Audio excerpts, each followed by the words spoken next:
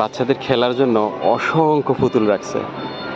আর এই পুতুলগুলো প্রতি বক্সে বক্সে কয়েন দিয়ে তারপর সে খেলতে পারে।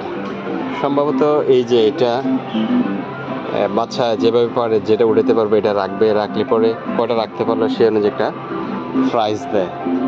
এবং আশ্চর্যের বিষয় হচ্ছে এখানে প্রায় 1 2 3 অসংখ্য, আমার সম্ভবত প্রায় 20-22টা বক্স আছে। প্রত্যেকটা বক্সে এই খেলার সুযোগ আছে, কিন্তু এখানে কোনো কর্তৃপক্ষ নাই, কোনো লোক নাই, মানে কোনো দোকানদার ব্যতীত।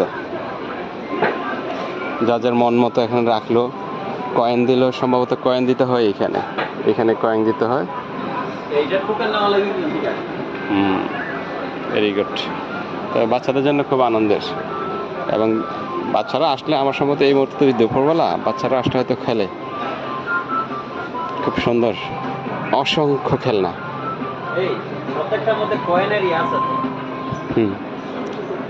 হ্যাঁ, কয়েন দিলে পরে